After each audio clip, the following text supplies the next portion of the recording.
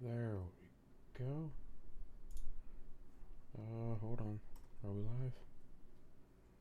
I think we're live.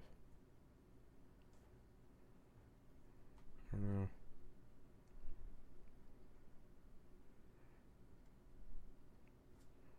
I think we're live. We should be live. Hey, we're live. Okay, cool. Sorry about that. I had to go out for a little while. I had to help my mother with someone or something. So yeah, sorry that I'm 2 hours behind. We should be live. Hold on. Hey, we're okay. My audio is playing apparently. Okay. Welcome everybody to Simply Awesome Podcast. I am fixing my camera. That should help. Yeah, okay. Welcome everybody to Simply Awesome Podcast. I am Daniel, and we got quite a few topics to get through today. So let's just go ahead and get started.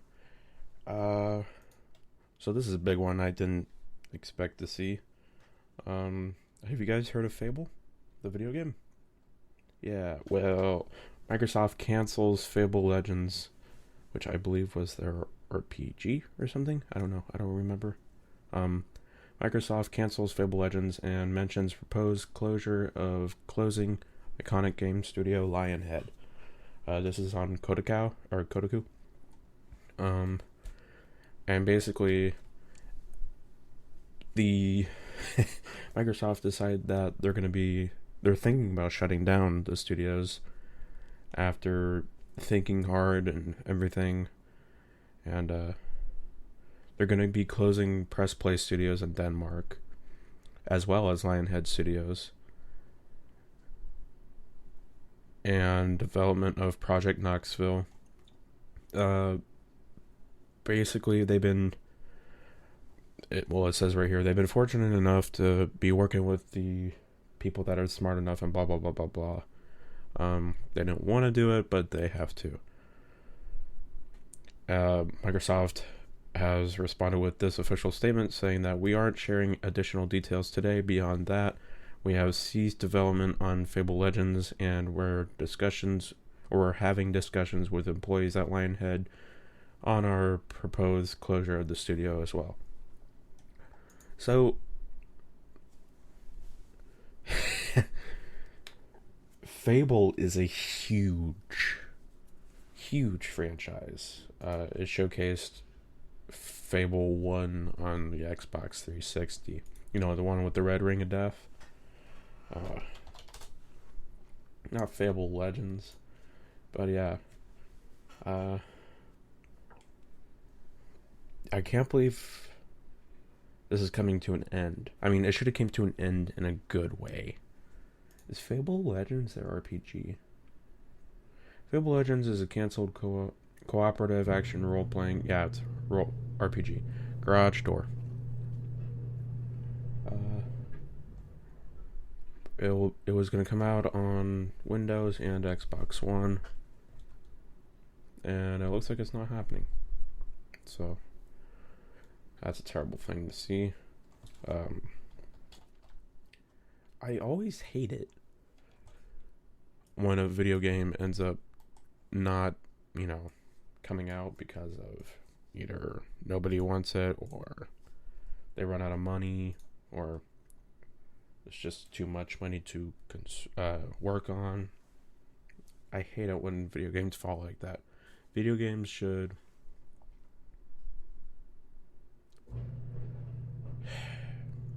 I was waiting for it, and now it's finally going down. Video games should always, if they're good, they should always end naturally. Kind of like how Metal Gear Solid ended. It needed a place to stop, and they did that.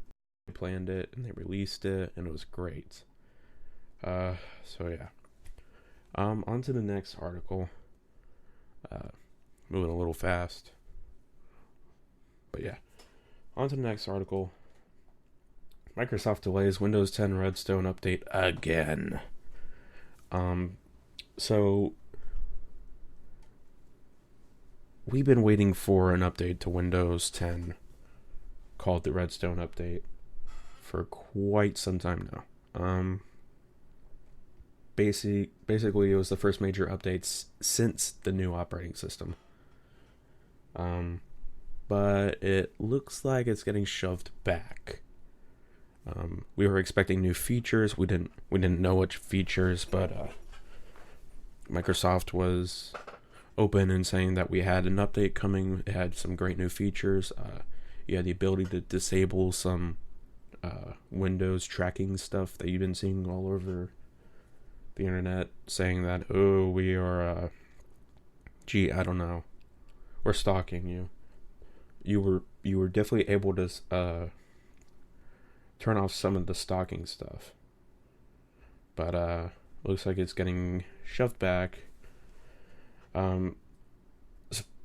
Supposedly, there were reports suggesting that Microsoft will be holding back the Redstone update in order to capitalize on new devices set to launch next year following CES 2017. So, if you guys don't know what CES 2017 or CES is, it stands for Consumer Electronics Show. It is huge. It is so huge. That's basically, it takes place at the beginning of the year, every year, showcases all the new gadgets and technologies and everything. This year was at least for PC gaming and gaming in general, it was, I don't know if it was ultra-wide monitors, 21:9 aspect ratio monitors, or was it motherboards? I don't know, but they showcase all the new technologies there. It's just filled with stuff. I think the HTC Vive and the HTC Vive and the Oculus Rift were there, and they were consumer versions showcasing what you guys will be getting. It's just huge. So basically, Microsoft is going to be making new devices, and I did not mean to click that. Making new devices and plan on releasing them. So basically, Q1 of 2017, aka between January and, what was it, March? I don't know quarters. Yeah, I believe that's it, because 4 times 3 is 12. So yeah, March. They'll be releasing a CES. To be honest, I don't.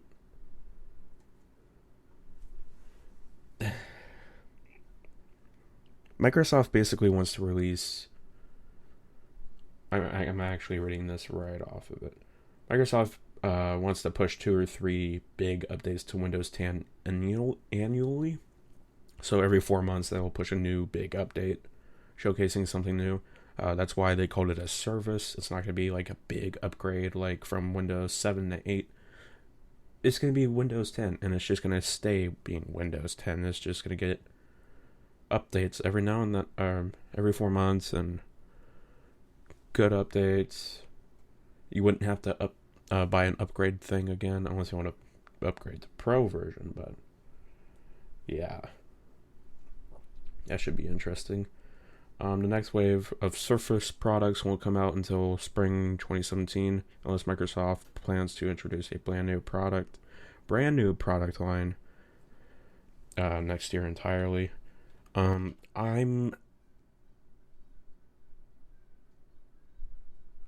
There's geese flying out my window. Sorry about that. It sounded really, really loud and obnoxious. I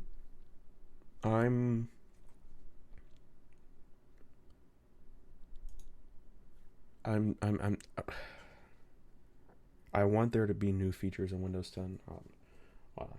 Let me look. let's see here. Windows 10 Redstone features. What do they plan on releasing? I'm pretty sure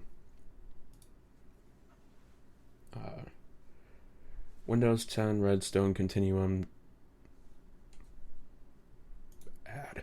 Windows 10 Redstone Continuum to be big focal point with new continuity like features. I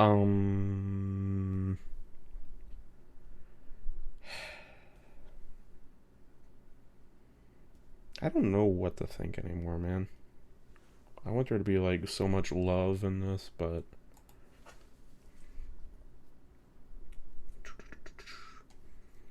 Microsoft cuts features, expresscode.uk. I've seen these people before, but I never really. Microsoft could drop key features from upcoming Redstone update. It's believed to be focusing on some of its internal stuff, fixing bugs, which should speed up development in the future. They plan on delaying it.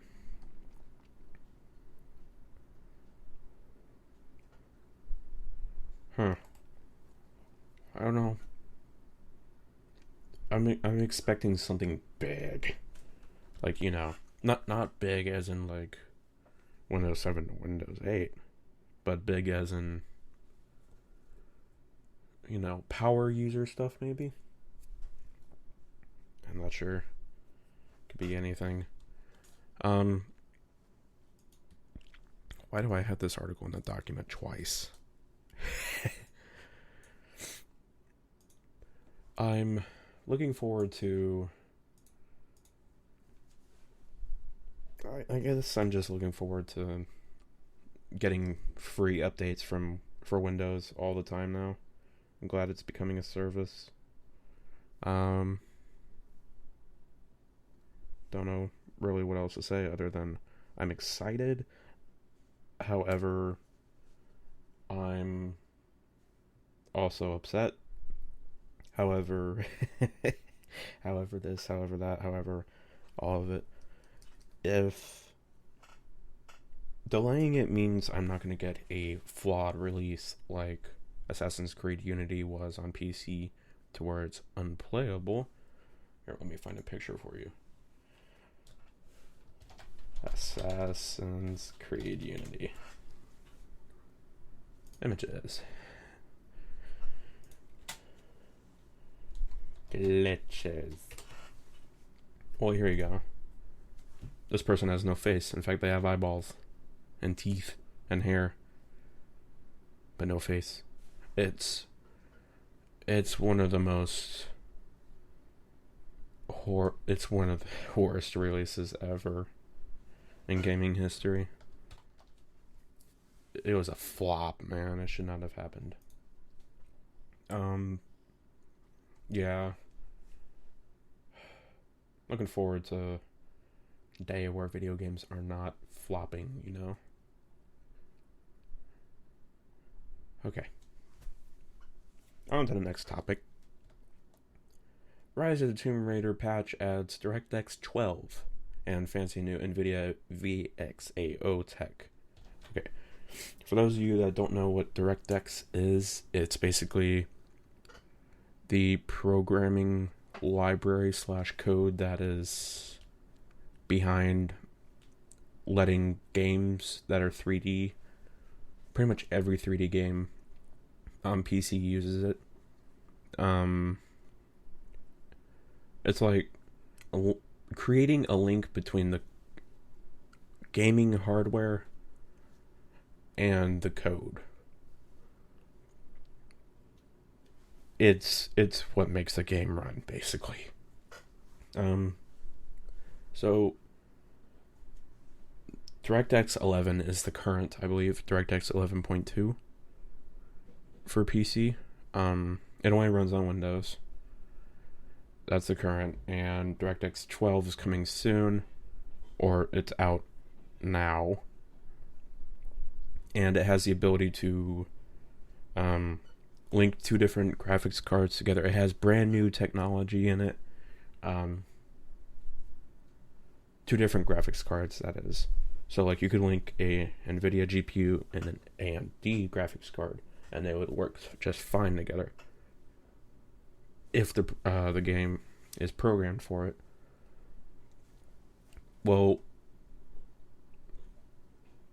it's hard to explain. I would have to mention this in a separate video and explain to you what DirectX 12 is and DirectX 11 and difference between each other. But basically, they updated the DirectX 3D version behind it, and now we got fancy new low-level APIs, which allows for better performance, huge FPS increases. We see the same graphics card here on DirectX 11 get 46 frames per second, and on DirectX 12 it gets up to 60 frames per second. That's a big boost for a free update. I mean, why does this matter? It's the first game to be released with DirectX 12 support, and currently it looks like the one with the best graphics. If you have an AMD or NVIDIA graphics card and you have Windows 10 and you have Tomb Raider and it's all working together just fine, you can get DirectX 12 now. I can't wait for DirectX 12 to be fully implemented. I hate how multi-GPU support between cross vendors is not supported in Windows, but has to be physically programmed into. It has to be. You have to take the time to program the code for using two different GPUs together in that. But it's just stupid. I should be able to use my current R9 290X and my older R9 280 and Crossfire together, or put them together and use them on the Windows desktop. And at the same time, I should be able to take an NVIDIA graphics card and link it with my R9 290X, and it should work just fine. The way they were saying this is you would be able to link them both together, they would work in Windows, and they would work together as one graphics card and wouldn't actually bottleneck in any way, really. I guess I shouldn't use the term bottleneck. It's not bottlenecking, really. Although, it is crippling. So, in DirectX 12, if you have a high-end graphics card and you have a mid to high-end graphics card, and you put them together, and like Ashes of the Singularity or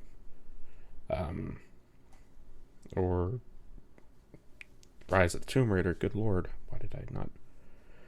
But if you were to link a high-end and a mid-range to high-end together, it would basically slow down the high-end graphics card to the point where it becomes one or equally matched or somewhat near matched with the other graphics card. So if you have a GTX 980 Ti mixed with an R9 280, you are going to end up with a 980 Ti running near or close to the performance of an R9 280. In other words, it's a start, but it's not fully the way it should be. Also, it has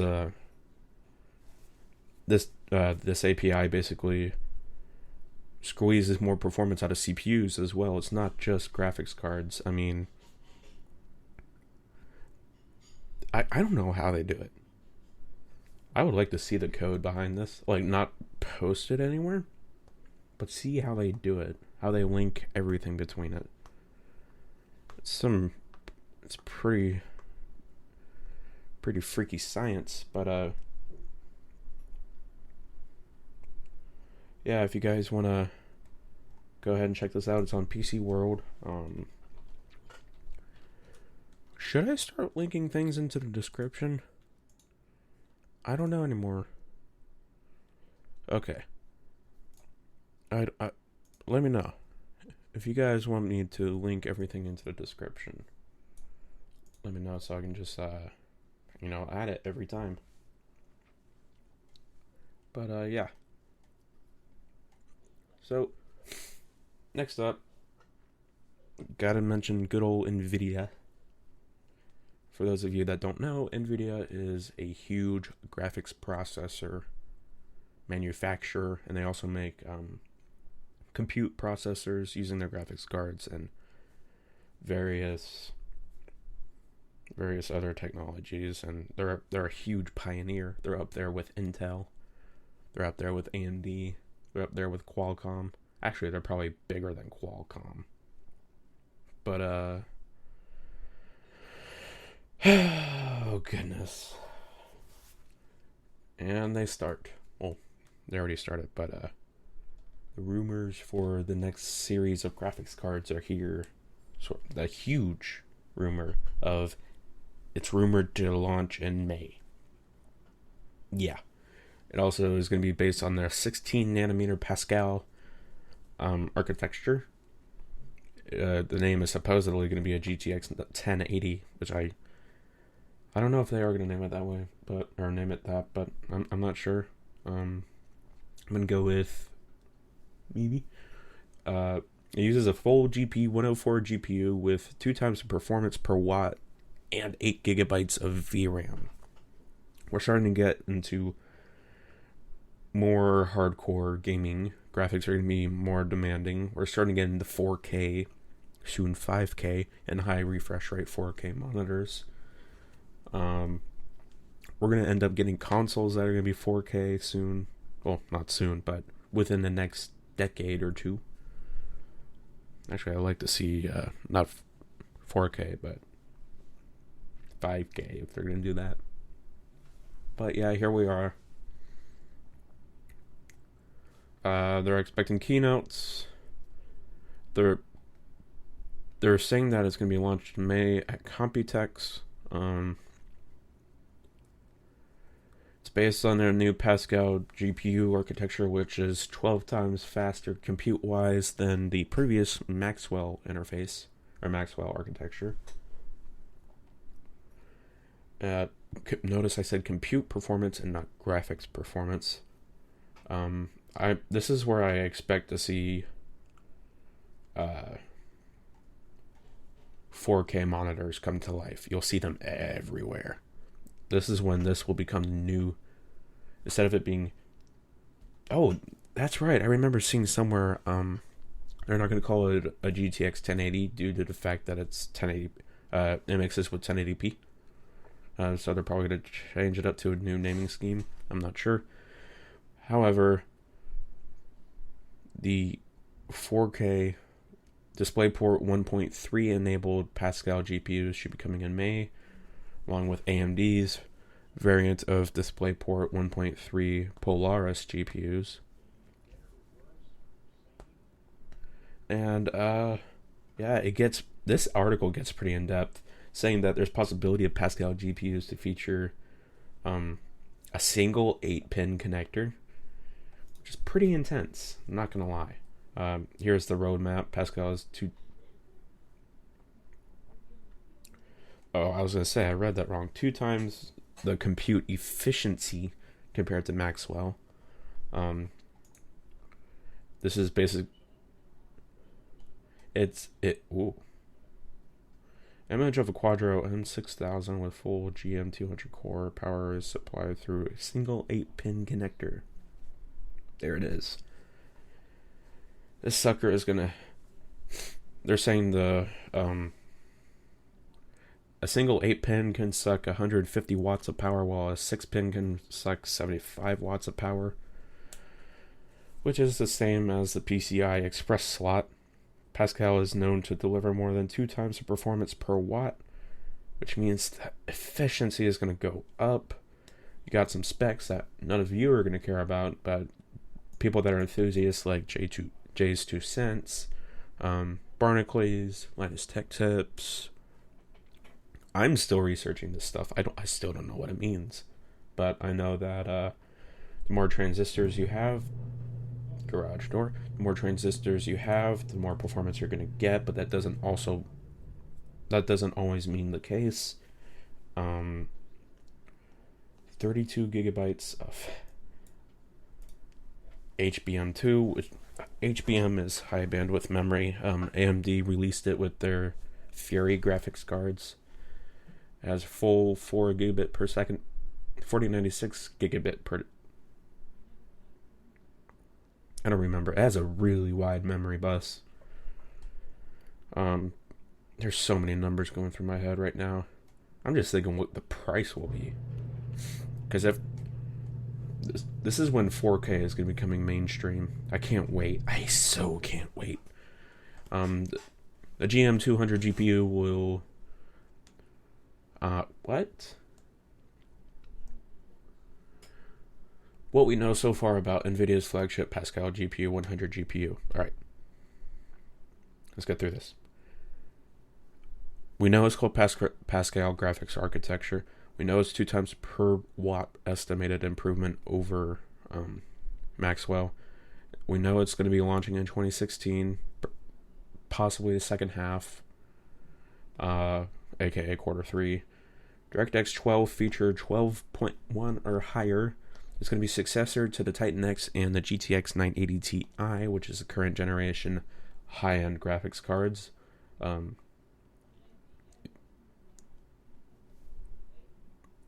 I personally believe it's the GTX 980 Ti that's the high-end graphics card. However, the floating point, good lord, the floating point score for the Titan X is incredibly high, and it's not relevant to gamers. 980 Ti. It's built on a 16 nanometer process, or 16 nanometer FinFET manufacturing process from TSMC. Allegedly, it has a total of 17 billion transistors, more than twice of that from the GM200. Will feature four high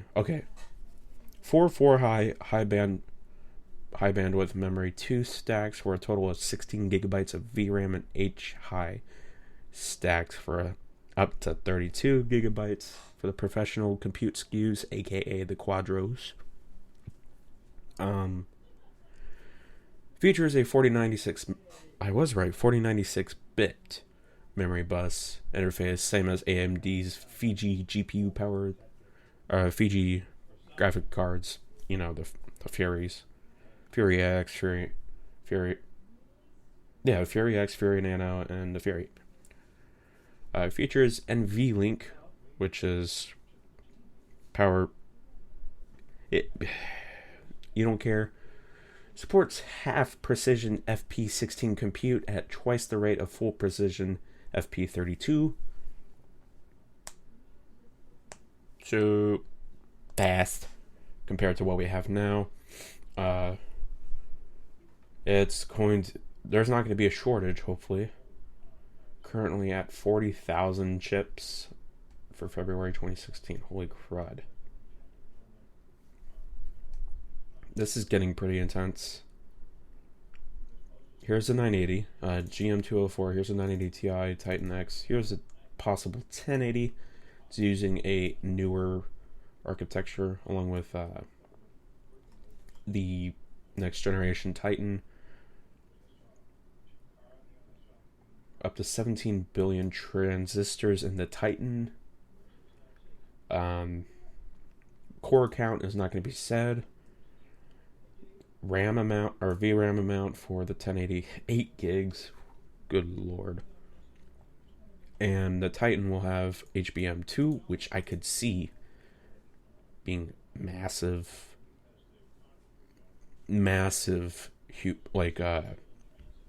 marketing scheme, which is great for loading textures. It's extremely fast. TDP is said to be 250 watts on the Titan, which is pretty hot for NVIDIA. Good lord. I'm hoping we're wrong. We're looking at 2 times DisplayPort and 1 HDMI and 1 DVI on the 1080, which I believe should be 3 DisplayPort, 1 HDMI, and 1 DVI. And DisplayPort being version 1.3. In other words, this is going to be a really awesome card. And it's going to have a really, really big price tag. So, what are you going to do? New technology is like that. However, it's going to be really, really cheap come the generation after Pascal and Polaris. And speaking of Polaris, let's go take a look at AMD. It's not Polaris, but it is indeed AMD. AMD is hoping that the Zen chips will win back Intel. What? AMD hopes that Zen chips will win back Intel faithful. Faithful? Oh, okay. The Intel faithful. Okay, that's better. They need to add the word the. It's needed. Because Intel faithful doesn't mean anything. Just say Intel diehard Intel fans. In other words, AMD is hoping its Zen CPUs, its next generation CPU, which it really is hoping is going to work well.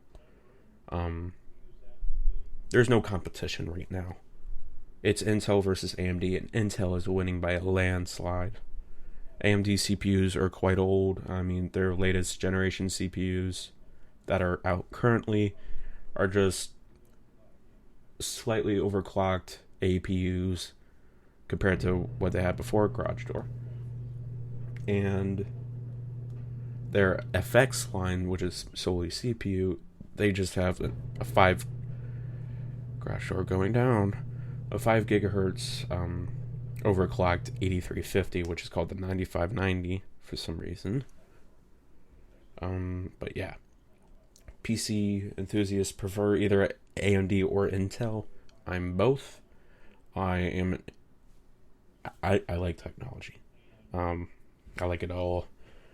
PC enthusiasts prefer either direction. There's often no middle ground. In fact, it's quite a debate, which is better, AMD or an Intel. Intel. I hate to say it, but Intel. And I really am hoping for AMD to get their butt together. I want them to create a really awesome CPU. I want there to be... There's going to be DDR4. They already said that. I want there to be a lower TDP. I want there to be hyper-threading, which they already said they are. They already said all of this. And I want it to be as good as they say it's going to be. I want it to kick Intel. They need it kicking. We need some competition. We need the single... Let me show you this. I'm going to take the single clock score of Intel CPU 2 generations ago. And then I'm going to take the single clock score of AMD CPU now. We're going to go Actually, we're going to go Geekbench 3. Here we go. Alright, we're going to go with the effects 8350? Yeah, 8350. Here it is. The highest single core... Let's do that. The highest single core clock we see is 3715. And that is... Holy crap. Why is that free? Someone clocked it to 6.6 gigahertz? Okay, that's not reasonable. Here we go. See, they're generally 3100 to 3400. We're going to go with everything below this. Because... Well, yeah. Yeah, it's it's overclocked, but 6.6 gigahertz is nothing reasonable. I mean, you must have some probably liquid nitrogen on that. But pretty much 3,400 to 3,000. All right, now we're gonna type in the what did I say? 2 generations ago. So Skylake is now Haswell Ivy Bridge. So 30.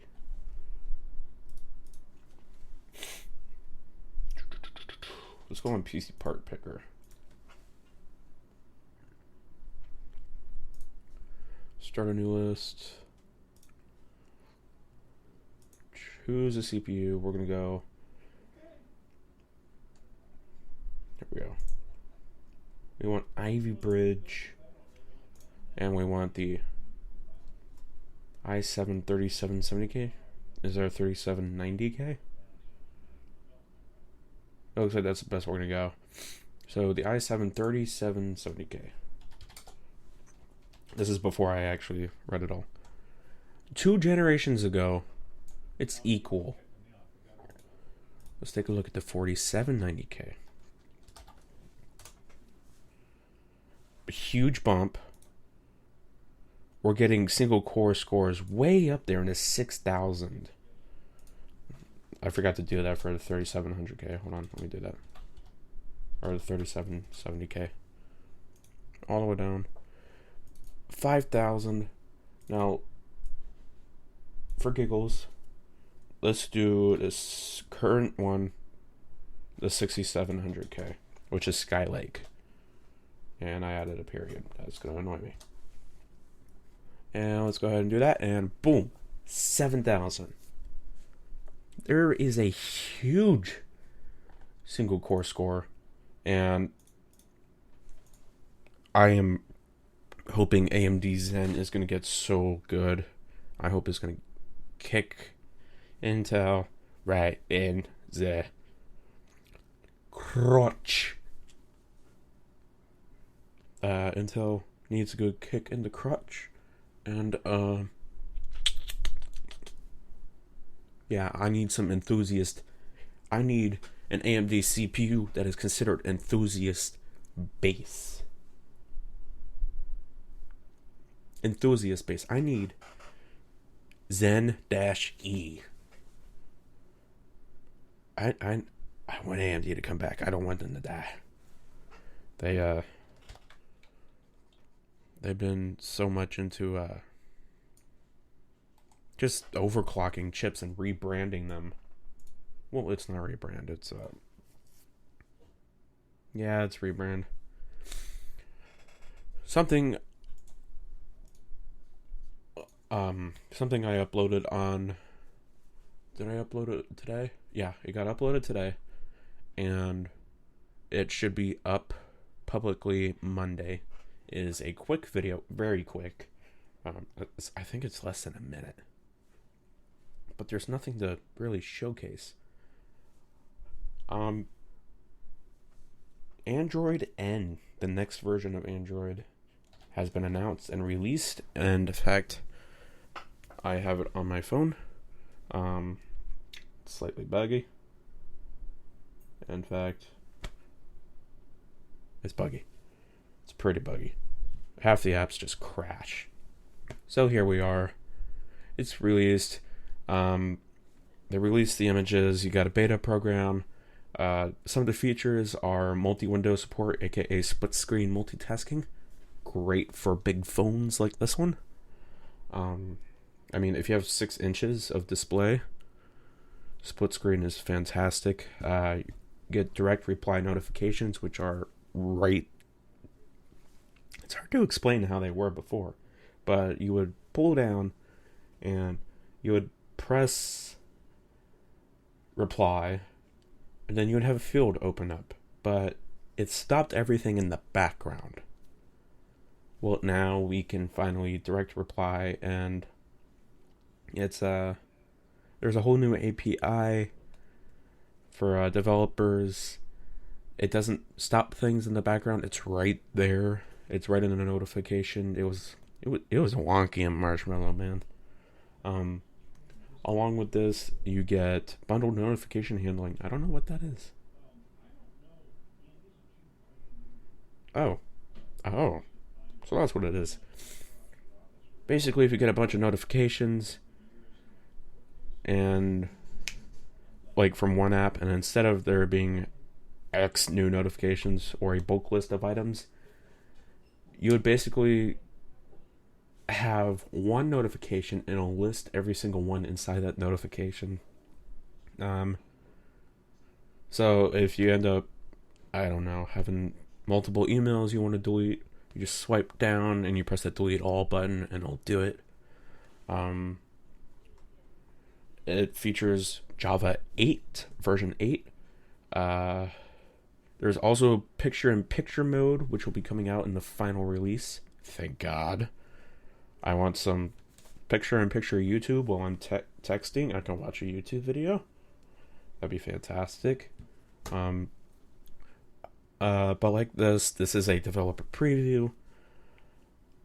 And I mentioned this in my video. If you don't want any hiccups or any bugs like that, then don't install it if you have a compatible Nexus. Because right now it is buggy. In fact, my GPS does not work. There's certain things you cannot do, otherwise the phone will crash. I had YouTube Studio open. I was reading the analytics, and I went into split screen mode to open up the Messenger or Messages app so I can text while reading it. And basically, what ended up happening is split screen crashed, sort of. So I pressed the home button, and then the app was in the background behind my icons on the home screen, and it was fully interactable. It was so bizarre. I've never seen anything like that. But yeah. Oh, there's also a dark theme. But they're trying to rival Apple, and they're succeeding so far. I mean, Apple doesn't have split screen or picture-in-picture mode on their giant iPhone 6 Pluses and 6S Pluses, although they should. There's a bunch of under-the-hood features like update the DOS, which allows it to sleep and sip power and not die as fast. They're still working on everything. In fact, this article mentions that it's coming out in the summer, along with probably new devices and new features that aren't mentioned, but it should be coming soon, and I am looking forward to it, because I love a new coat of paint on my phone. There's some UI improvements, and I like them so far. And the last article for today, oh yeah, if you guys haven't noticed by so far,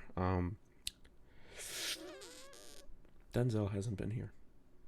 So he'll be coming back soon, probably after midterms or something. I don't know. I have to talk to him. But yeah, look out for that.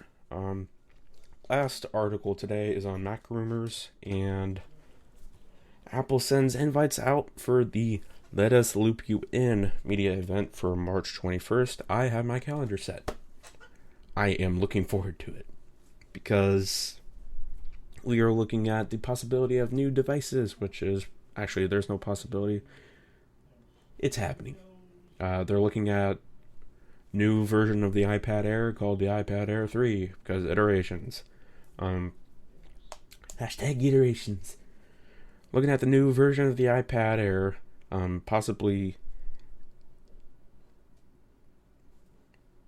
What? The new 9.7-inch iPad has been referred to as the iPad Air 3, but recent rumors have suggested it may instead be branded as an iPad Pro.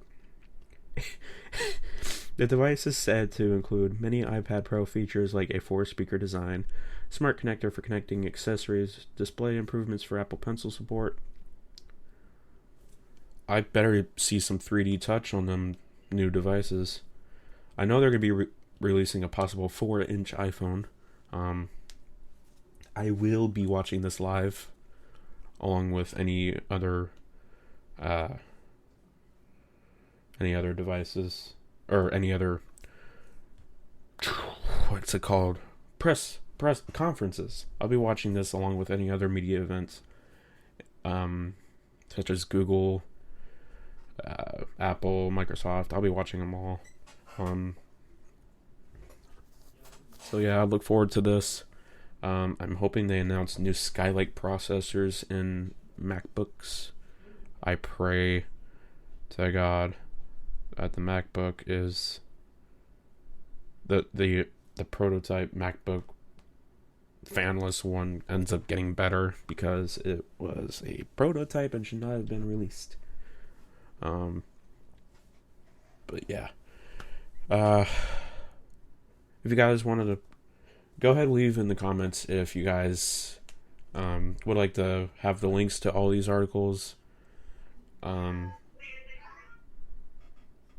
Anyways, I'm going to wrap it up because dinner. And thank you guys for watching.